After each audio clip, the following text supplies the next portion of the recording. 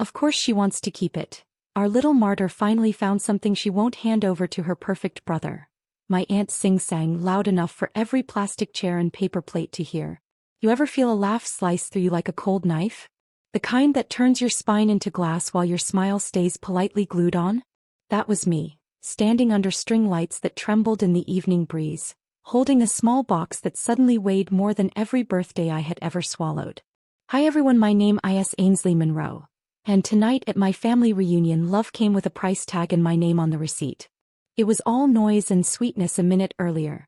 Cousins scraping frosting off cupcakes, the grill hissing, my mother's bracelets clinking like wind chimes as she moved from table to table, performing hostess and judge.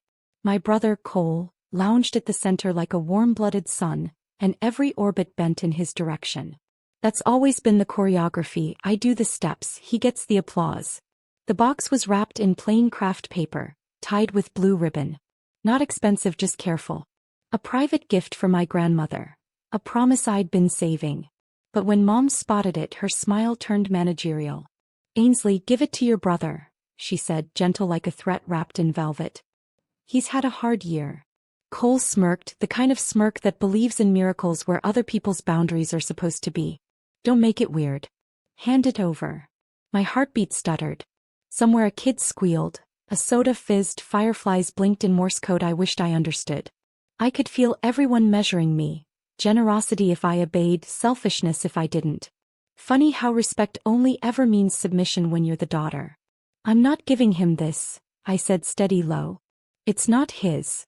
Chairs scraped. Conversations stalled mid-laugh. Dad's mouth thinned into a line that always meant a verdict. Mom's eyes went glassy. Public tears, the kind that belong to the audience more than the person who sheds them. You've embarrassed us, Dad said. At our own reunion. You don't know respect, Mom whispered, palms pressed together like a prayer she'd weaponized. All your life we have given and given. We. I almost said. But I swallowed it because truth at my house always tastes like disloyalty. Cole lifted his chin. Come on, sis. Be useful for once. And then the gavel fell. Dad's voice, iron and final. If you can't honor your family, leave. Don't come back until you learn some respect. The night exhaled. Someone gasped. The box trembled in my hands. I stepped back, ribbon cutting a soft line into my fingers, and the porch light haloed my parents in a glow that did not reach me. Respect, I thought, is just what they call it when you give up what's yours. The door clicked behind me like a lock finding its home. Out on the driveway, cicadas sang their one-note hymn. The box thudded against my heartbeat and I realized the gift wasn't for Cole anymore. It was for me, a boundary wrapped in paper tied in blue finally opening. The gravel crunched beneath my sneakers as I walked away, each step sounding louder than the laughter that returned behind me. Isn't it strange how quickly a family reunion can become a public exile? One moment you're part of the fold, the next you're a headline whispered over potato salad. Ainsley walked out. I clutched the box tight against my chest as if the ribbon itself could keep me from unraveling. Streetlights hummed above me, throwing pale circles onto the empty road. My shadow stretched long and lonely, a perfect portrait of what I'd just become in their eyes, the outcast. A whisper crawled up my spine. Don't come back until you learn some respect. Respect. The word dripped like acid, searing holes through every memory I'd tried to keep tender. Birthdays where Cole blew out my candles. Graduations where my name was applauded with one hand while his future was toasted with champagne. Every sacrifice I made was stitched into their idea of respect, and every refusal branded as betrayal. But this time felt different. Maybe because I didn't cave. Maybe because the night air tasted like freedom instead of punishment. Maybe because for the first time I didn't cry. By the time I reached my car, my hands had steadied. I slid inside, placed the box gently on the passenger seat and stared at my reflection in the dark windshield. My eyes looked older than 26. Colder. I thought about Grandma, the one person whose voice never cut me down. The gift was hers, meant to honor her years of stitching love into quilts and soup pots, not to inflate Cole's ego. I started the engine, but before driving I whispered, "This is still yours, Grandma." And somehow the steering wheel didn't feel so heavy in my grip. Days turned into weeks, and silence became my parents' favorite language. No calls, no texts, except one. From Cole. Funny, his message read, Without you around, Mom and Dad finally see how hard it is to keep up with everything. They're losing it. Can't even get me to listen half the time. Guess they miss their little scapegoat. I stared at the screen, a bitter laugh escaping me. The golden boy had turned into quicksand, dragging them under without even trying. For the first time, I didn't feel like the family's failure. I felt like the mirror they couldn't bear to look into. And I knew then, my absence wasn't just silence. It was a storm beginning to bruise their skies. Would they survive it? Or would they finally learn what respect really cost? The text from Cole echoed in my head as I sat at my kitchen table, the hum of the fridge filling the silence my parents had left behind. I scrolled back up to reread it, not because I doubted the words, but because I couldn't quite believe him saying them. My brother, the eternal prince of our family, was admitting, without realizing it, that the crown was choking him. I leaned back in my chair, tracing the ribbon from Grandma's gift. I still hadn't given it to her.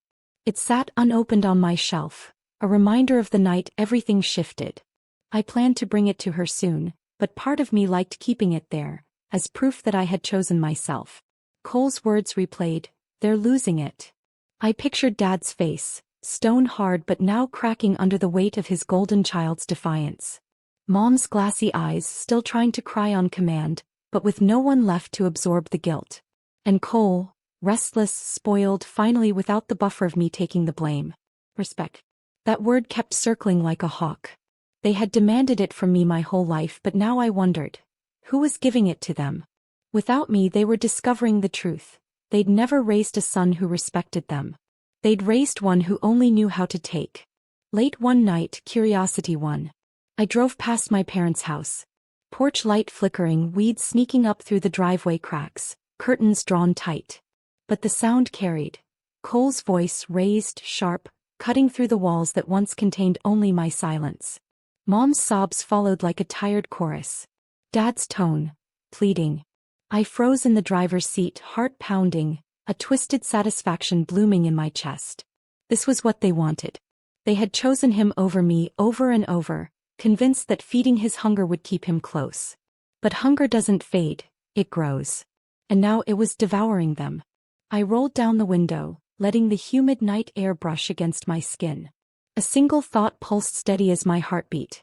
They threw me out to protect him. And now they need me more than they'll ever admit. The ribbon box waited for me at home. A symbol. A promise. And maybe, just maybe, the key to the revenge I hadn't planned but was already unfolding. Because sometimes justice doesn't come from what you do. It comes from what you refuse to give. The calls started 3 weeks later. Not from Mom, not from Dad, but from numbers I didn't recognize. Local area code, always in the evening. The first time I let it ring. The second I silenced it. By the fifth I answered, and Cole's voice tumbled out, frantic, stripped of its smug varnish. "Ainsley, hey, you have to talk to them. They don't listen to me." "I can't." He cut himself off, and for a second I heard the chaos behind him. Mom crying, Dad shouting, doors slamming.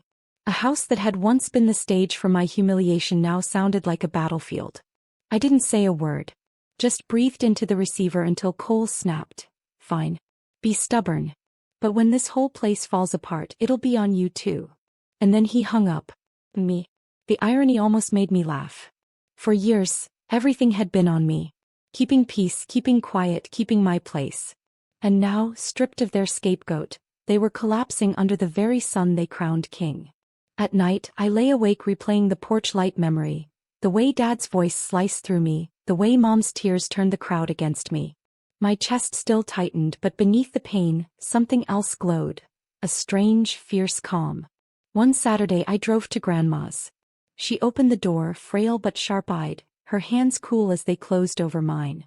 "I heard," she whispered, pulling me into the small house that smelled of cinnamon and lavender soap.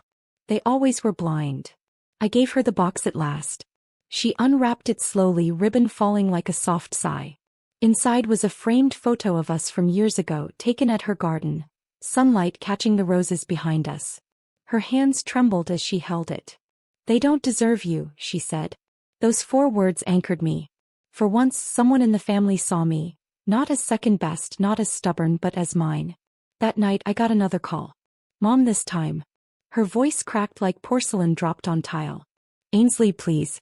Your brother, he's out of control. He took Dad's card, drained the account, and he won't come home. I held the phone against my ear, staring at my ceiling where shadows moved like restless ghosts. She wanted me back. Not out of love. Out of desperation. And for the first time I realized I had something more powerful than respect. I had absence. And absence was unraveling them stitch by stitch. I didn't rush to answer her. I let the silence stretch, let her desperation echo against it. For once I wasn't the daughter scrambling to fix things. I was the one holding the pause, the power. Did you hear me? Mom finally broke, voice shrill with panic. He emptied the account. Your father's retirement is gone. He won't listen, he laughs when we beg him to stop. We don't know what to do. A bitter taste filled my mouth, metallic like blood. I wasn't bleeding. This was the woman who once told me that respect meant obedience. Now she was calling obedience what Cole refused to give. I heard you, I said evenly, my voice low, steady, almost foreign to my own ears. And you told me not to come back until I learned respect. The silence that followed was so heavy I could hear her breathing, shallow, ragged, like the line itself was strangling her. Ainsley, she whispered, my name sounding less like an accusation and more like a prayer. Please. I hung up. Not out of cruelty but clarity. They hadn't called me to heal, they'd called me to rescue. And I was done being their crutch. Days passed. Then came Dad's call. His voice wasn't angry now, it was broken. Your mother, she hasn't been sleeping. She says she sees you in the doorway every night like you're about to walk back in. He's tearing us apart. You have to, his voice cracked. You're the only one he ever respected. Respect. The word again, but this time hollow, stripped bare of its false glory. I looked around my apartment. Small, quiet, safe. No voices shouting through walls. No footsteps demanding my silence. Just me and the gift Grandma had set on her shelf like a sacred promise. That night I drove again past their house. No porch light this time. Just darkness. And in that darkness I saw them. Two parents who had gambled away their daughter for a son who now devoured them whole. Cole's car wasn't in the driveway. He was gone, free with their money, their loyalty, their endless second chances. And they were left with the silence I had carried for years. I didn't knock. Didn't call. I just watched. Because sometimes the sharpest revenge isn't in what you do, it's in what you don't. As I turned the key in my ignition, one thought burned in my chest. They kicked me out to keep their kingdom intact. And now the castle walls were crumbling, brick by brick, scream by scream. The first time I saw Cole again was by accident. I'd gone to the grocery store late, the kind of errand where you pray for quiet aisles and no small talk. But as I turned into the checkout line, there he was, unshaven, hollow-eyed, clutching a six-pack and arguing with the cashier about his declined card. He saw me before I could turn away. His smirk was gone. What replaced it was a sneer, brittle and desperate. Look who it is. Little Miss Morality. I kept my face unreadable though my stomach twisted. He stepped closer, the stench of beer clinging to his hoodie. You think you're better than me, don't you? Sitting up there on your high horse while Mom and Dad. He laughed, sharp and broken. They're begging for you. You should see them. Pathetic. The cashier cleared her throat, uncomfortable. I dropped my groceries onto the counter, refusing to flinch. Pay for what you can, I said flatly, and leave the rest. His eyes narrowed. For the first time in our lives he realized I wasn't playing the role. I wasn't the sister who caved, the daughter who filled the silence, the scapegoat who held the family together while he tore it apart. He left without another word. Driving home I replayed the scene, my pulse steady instead of spiraling. I thought of Mom's voice, thin as glass on the phone. Dad's cracked like stone underwater. And now Cole, exposed in fluorescent lights. Weak, erratic, stripped of his shine. They had built their empire around him and now that empire was rotting from the inside. That night Grandma called. I heard what happened, she said softly. Honey, you don't owe them your rescue. Sometimes the greatest mercy is letting people feel the weight of their choices. I pressed my forehead against the cool windowpane, the city lights blinking like distant stars. He was right. This wasn't abandonment. It was truth revealing itself. For years they told me I lacked respect. But maybe respect isn't silence or sacrifice or obedience. Maybe it's walking away and never looking back. 2 weeks passed before the next call came. This time it was Dad again, his voice rough like gravel dragged across concrete. "Ainsley, he pawned Mom's jewelry. The heirlooms. Your grandmother's ring." His breath caught. We tried to stop him, but he doesn't hear us. He only takes. I closed my eyes, the ache sharp but not surprising. Cole had always been a taker. They just hadn't noticed until now, because it was always my things, my peace, my boundaries he stole. "You told me not to come back," I reminded, my voice calm, steady. And I listened. He didn't argue. He just sighed, long and hollow, the sound of a man drowning in his own decisions. "We were wrong," he whispered. "About everything." I hung up gently, no anger, no triumph. Just clarity. Later, I sat with Grandma in her garden, the air thick with the scent of roses. She poured tea into chipped porcelain cups and studied me with eyes that had seen decades of choices and consequences. "They finally see him," she said simply. "They do," I admitted. "And they finally see you too," she added, tilting her head. Maybe she was right. Maybe the silence I'd carried, the boundaries I'd drawn, had finally forced them to face the truth. That their golden son was fool's gold, and the daughter they dismissed was the one who had learned how to survive without them. As the sun dipped low, I realized something. Revenge wasn't fire or fury or shouting from rooftops. Revenge was peace. Revenge was being whole while they unraveled. And soon I would give them one last gift, just not the kind they expected. The last gift came on a quiet Sunday morning. Grandma and I drove together, her hands folded in her lap, the framed photo resting between us. We pulled up to my parents' house. Once polished, now tired, the lawn untrimmed, blinds half closed like eyes ashamed to look at the world. When Dad opened the door, he looked smaller, shoulders bent as though years had pressed down all at once. Mom lingered behind him, her face pale, eyes swollen. For a moment no one spoke. The silence was thicker than all the accusations ever hurled at me. I stepped forward and held out the photo. Grandma's smile beamed from behind the glass, roses blooming eternal in the background. "This," I said softly, "was always meant for her. But I want you to see it now." They stared at it and I saw the realization land. The weight of every moment they dismissed me, every time they demanded sacrifice, every time they worshipped Cole's hunger. "You wanted respect," I continued. "But respect isn't obedience. It isn't silence. It isn't handing over what belongs to me. Respect is earned, not forced. And you never earned mine." Mom's lips trembled, but no words came. Dad swallowed as though the truth itself burned going down. I placed the photo gently on the entryway table. "I'm not here to fix what he's done. I'm not here to save you. That was never my role, though you tried to make it mine. I'm here to tell you one thing. I learned respect. Not for you, but for myself." Their house smelled of exhaustion, of mistakes too heavy to sweep away. I turned to leave, Grandma steady at my side. On the porch the air felt lighter. My chest too. For the first time in years I wasn't the burden, the scapegoat, the shadow. I was free. And as I walked away I knew the story was finished. Quiet, poetic, and just.